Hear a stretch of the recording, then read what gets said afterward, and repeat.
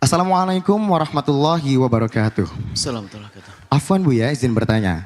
Semalam saya membaca berita bahwa pemerintah melalui PP atau Peraturan Presiden Nomor 27 Tahun 2024 bahwa seorang ibu yang memiliki masalah dalam menyusui bayinya dapat mengandalkan donor ASI.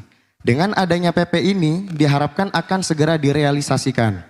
Dikatakan juga ada dua cara dalam pengolahannya. Yang pertama, ASI dari pendonor dicampur jadi satu dan diperjualbelikan.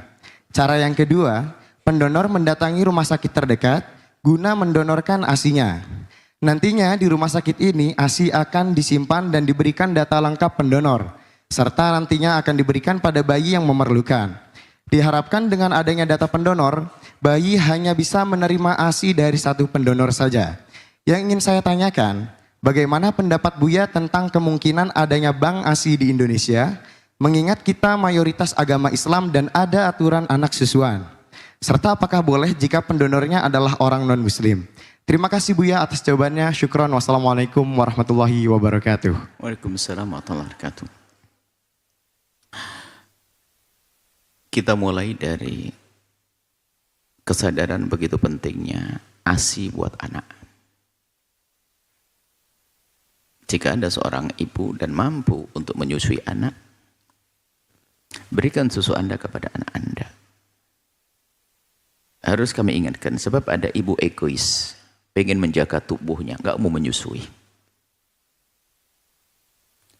Sudah begitu percaya dengan dokter yang nggak jujur. Gimana dokter nggak jujur? Karena di kliniknya ada tulisan gede tentang susu. Lalu ditulis, susu ini menyamai susu ASI. Nggak mungkin, itu bohong. Ayo sama saya dokter, Anda harus jujur dong. Masa susu ini menyamai susu ASI? Ayo. Anda kalau dokter, Anda harus jangan tempelin yang begitu dong. Tempelannya adalah susu ini menyamai susu ASI. Ini kan mendorong seorang ibu agar tidak menyusui anaknya. Bilang ini susu adalah susu bayi gitu saja, nggak usah pakai menyamai susu ASI. Tidak bisa menyamai susu ASI. Dan banyak manfaatnya, kecuali Anda udzur. Kalau sudah udzur nggak akan tidak ada masalah. Udzur nggak ada keluar susu dan seterusnya. Dan Anda pun juga usah bersedih, karena tidak adanya susunya itu seperti lagi dikurangi rezeki kita. Bahkan bisa saja menjadi pengangkatan derajat. Nggak usah sedih, marah-marah dan sebagainya. Gara-gara mungkin suami marah, dasar kamu perempuan nggak punya susu. Lah Anda ini nggak boleh. Kadang-kadang suami marah-marah kepada istrinya yang tidak keluar air susu. Nggak boleh marah. Ini harus saya ingatkan, karena suatu ketika ada seorang perempuan tidak keluar ASI. Kemudian setelah itu ada berita tentang pentingnya ASI. Ini marah istrinya. Nggak boleh seperti itu. Istrimu tidak keluar ASI, bukan kemauan dia. Ia nggak benar punya ASI, tapi nggak mau nyusui. Kucing aja nyusui anaknya kok. Paham atau tidak? Pernah lihat kucing nyusui anaknya? Kucing nyusui anaknya. Terus Anda ini manusia? Kayak kucing? Enggak juga kayak kucing, kan kacau. Mohon maaf ini, enggak usah action sama dia. Hak dia, anak untuk mendapatkan air susu. Nah, sepertinya pemerintah, makanya kalau kita melihat kebijakan pemerintah itu semuanya rata-rata untuk kebaikan, cuman perlu disempurnakan. Kemarin tentang menghindari tentang penyebarnya penyakit, kelamin dan sebagainya, ada kebijakan yang direncanakan. Maksudnya baik, tapi perlu disempurnakan dengan melibatkan banyak pihak. Kemarin kan tentang alat kontrasepsi sebagainya juga ada yang bertanya. Ini kan makanya kami berharap pemerintah itu harus merapat dengan pakar-pakar dong. Bukan hanya seorang dokter mencetuskan tentang menjaga kesehatan. Atau seorang pebisnis membuat susu canggih, presentasi ke pemerintah langsung ini susu menggantikan susu ibu, ya nggak bisa begitu. Harus melibatkan banyak pihak untuk memutuskan satu keputusan. Dan seperti yang disampaikan tadi, kalau betul pemerintah itu maksudnya memberikan haknya seorang anak bayi agar merasakan ASI demi kesehatan tubuhnya, demi kebaikan bayi tersebut. Kemudian dihimbau kepada ibu-ibu yang lebih ASInya supaya tidak dibuang-buang, akan tapi bisa saja diberikan kepada orang lain menolong. Dan dalam Islam istilah susu menyusui itu adalah sah dan boleh, tapi harus diperhatikan sisi syariatnya, sisi kemahroman. Mahram itu adalah masalah, mahram itu menjadi sebab haram untuk saling menikah. Jadi kalau Anda seorang wanita menyusui seorang anak perempuan, Anda susui lebih dari 5 kali susuan, kemudian anak perempuan itu jadi anak perempuan cantik, solehah, pinter, lalu Anda ingin nikah dengan putra Anda, nggak boleh, karena dia adalah anak susuan Anda. Ini sisi mau diperhatikan. Maka kalau seandainya kami usulkan, bagus jika pemerintah memperhatikan sisi ini, akan tapi jangan sampai menjadi pincang, lalu ibu-ibu pada malas nyusui, hanya mengandalkan bank, repotin suami lagi, bank susu, bank ASI. Akan tapi barangkali bank ASI itu akan berguna bagi orang yang uzur, mungkin tidak bisa menyusui. Ini perlu ketangkap loh. Sebab kami menemukan seorang yang baik hati, cuman tidak tahu cara berpikirnya sedikit agak miring barangkali. Seorang dokter perempuan paling mengerti tentang kesehatan anak. Anaknya lahir ditinggal dikasih susu instan, susu bukan susu dirinya sendiri. Padahal seorang dokter. Nah ini kita melihat sampai kadang, wah ini keblinger ini. Anaknya tidak dikasih susu ASI, malah dikasih susu kaleng. Susu kaleng, susu sapi. Nah ini adalah mohon maaf, ini masalah nurani saja. Itu biasanya ngejar karir, yang tadi katanya mengejar kecantikan biar tampak cantik, atau suaminya rewel dan sebagainya. Anak Anda masa depan panjang. Jadi seperti itu, ada orang yang tidak peduli tentang urusan ASI. Nah, maksud kami ini bahwasanya pemerintah jika punya usulan seperti itu, ini hal yang baik, menyadarkan kepada semua bahwasanya ASI sangat penting. Sehingga bagi yang tidak bisa menyusui anaknya, hendaknya dicarikan ASI yang sesungguhnya, apakah melihat wanita sehat di tetangganya, di kiri kanannya, cuman nanti tolong ditambah dengan syariat. Difahami tentang hukum. Kalau ada bank ASI, ini miliknya siapa? Milik ibu ini, suaminya siapa? Maka siapapun yang menyusui, yang menyusu daripada susu ini, lebih dari 5 kali susuan. 5 kali susuan adalah sesuka hatinya. Jadi kita susui, kemudian dia memalingkan 1. Disusui bukan kita tarik, baru tarik 5, enggak sah. Jadi biarkan susu, kemudian dilepeh, 1.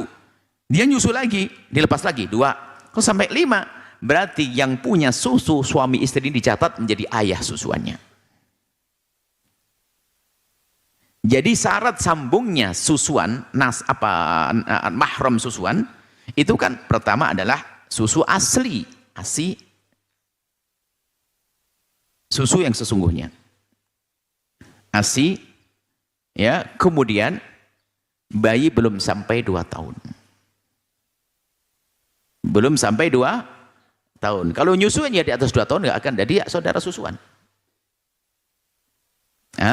Kemudian ditambah ketiga adalah susu itu diambil waktu hidup, biarpun diberikan setelah mati. Diambil dari wanita masih hidup, ambil susu yang kemudian dimasukkan di bank susu, dia meninggal dunia nggak apa-apa, tapi susunya masih hidup, masih sehat, disusukan kepada seorang anak, maka itu menjadi anak susuannya. Kalau ibu itu punya saudara, punya anak, anaknya ini saudara sesusuan, nggak boleh saling menikah.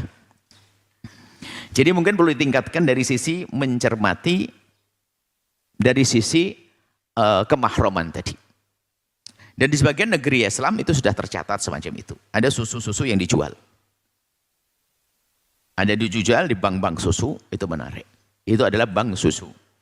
Dan setelah itu jangan dikembangkan seperti yang lainnya adalah bank mani dan sebagainya, tidak masuk wilayah itu.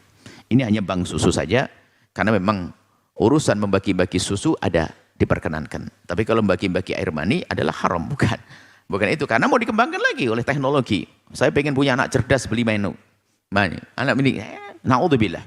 Bisa saja ada negeri yang tidak ada iman, orang pengen, saya siap rahim saya pengen laki-laki kayak siapa? Itu gambarnya. Naudzubillah. Nah ini bahaya sekali. Semuanya harus ada rambu-rambunya. Makanya teknologi harus dibarengi dengan agama, dengan syariat, sehingga menjadi teknologi yang indah, hasil teknologi yang indah. Seperti itu. Jadi harapan kami, itu bisa saja dilaksanakan, akan tapi harus kerapian dari bank susu tersebut. Kami menemui waktu itu, kami berada di Jawa Timur ya, ketemu dengan beberapa orang yang sudah mencoba membuat seperti itu. biarpun masih skala kecil-kecilan, untuk menolong sebagian orang yang tidak bisa menyusui anaknya, disiapkan susu dan itu dicatat.